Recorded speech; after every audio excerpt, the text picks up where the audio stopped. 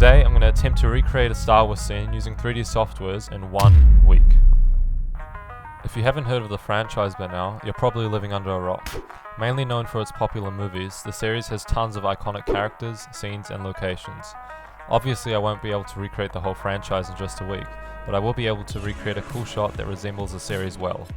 If you haven't seen the previous video, I recreated Stranger Things in 1 week, and this is what I made for that.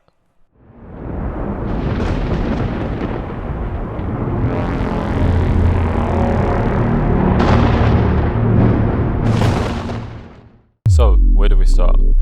To start coming up with some ideas, I'll start off by googling some cool reference images until I find one that inspires me.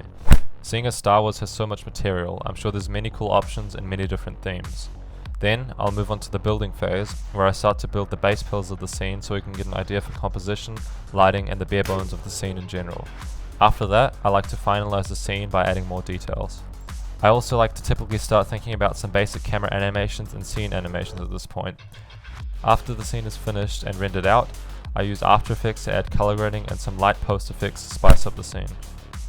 As I mentioned earlier, Star Wars has heaps of materials to choose from, so I can really take any direction here. I actually had a look through some of the trailers of the movies to help make up my mind, and after having a look, I really wanted to include a cloaked Palpatine-like character in my scene. I then remembered one scene that really caught my eye from back when I watched the Rise of the Skywalker movie. Palpatine's lightning-type throne with its Colosseum-like environment is something that I really like the idea of adding to my scene. Step 2. Creating the assets. For this video, I wanted to do some modeling, seeing as I mainly used foliage in the last scene I made for the Stranger Things video. Seeing as the main object in the scene would be the throne, I decided to hop into Maya and start modeling. Normally when I start modeling, I work in subdiv workflow, but seeing as Palpatine's throne is very worn down and damaged, I quickly realized that this wasn't the best strategy. Instead, I'm going to model the base objects and then add details in ZBrush later.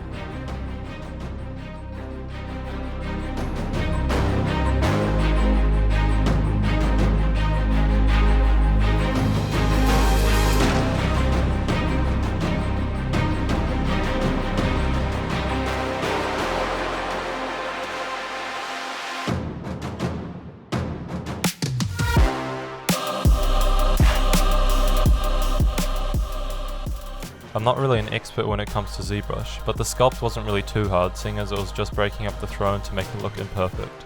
My strategy was then to use a rock displacement map to carry the form and imperfections to another level.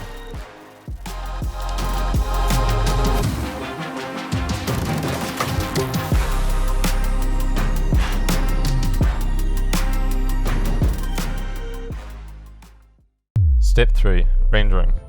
After I finished up with the model, I went ahead and imported it into my Cinema 4D scene. So I actually kind of lost a clip here when editing, but yeah, I just pretty much made the basic environment beforehand without the model. Anyway, importing it to the Cinema 4D scene, I start by playing around with the lighting and what light strengths are best. I often find myself spending hours just changing the lighting and strengths of the lights around to make sure it's perfect.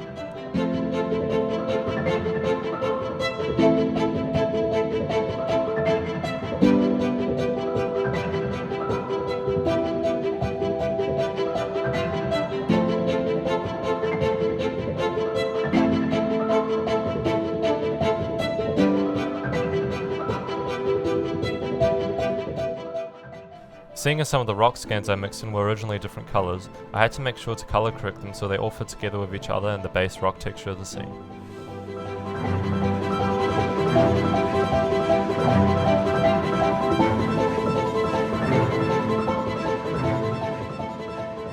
I was also just playing around with ideas here and wanted to potentially add some statues in the background, but ended up cutting them out as I didn't like the look. I then added this Palpatine character into my scene too from the Stickman pack that I found online, but I didn't really like it, so I decided to scrap the idea as a whole. I would have had to make a cloth sim and other things in order to make it look nice, which unfortunately I didn't have time for. So after some final changes in After Effects and an extra camera angle and 2 days of rendering, I could finally move on to showing you guys the final shot.